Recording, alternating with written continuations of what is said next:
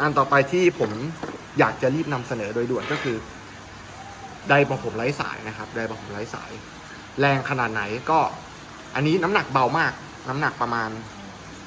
500 กรัมไม่ถึง1 กิโลกรัมน่าจะประมาณ500 กรัมไม่เกินด้วยนะครับ ก็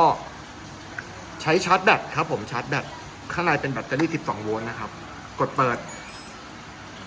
เหี้ยปิดไงวะโอเคกดเปิดนะครับเปิดร้องเสร็จปุ๊บจับแน่นๆก่อนนะครับจับแน่นๆแล้วก็เปิดความแรงประมาณนี้ครับตัดเลยครับผมการขาดเรียบร้อยครับเอาใหม่ครับแรงจัดไม่กล้าเปิดสุดไม่ได้แรงไป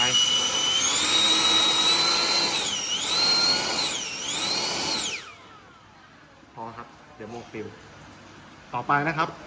รุ่นนี้เป็นรุ่นสามารถเปลี่ยนแบตเตอรี่ได้ไม่ใช่แบตเตอรี่บิวอินนะครับเป็นแบตเตอรี่18 โวลต์ของมากิต้านะครับก็ซื้อแบตเตอรี่18 โวลต์มากิต้าทั่วไปใช้ได้เลยนะครับใส่ง่ายๆด้านในจะมีวงจรไดร์มอเตอร์อยู่นะครับวิธีการใช้ง่ายมากกดปุ่มเปิดครับไดร์เป่าผมครับป้าเป็นไดร์เป่าผมไร้สายครับป้าเช็คความแรงนะครับ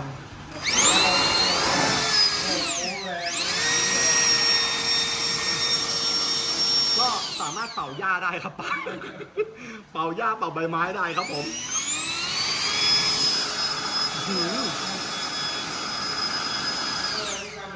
ใช่ครับป้าเป็น 3D ปริ้นท์ครับน้องเพชรทำมาครับ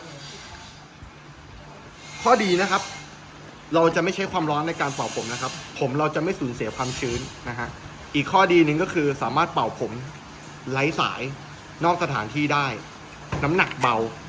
สำหรับผู้สาวที่ไม่มีแฟนคอยถือใช้ได้เลยครับผม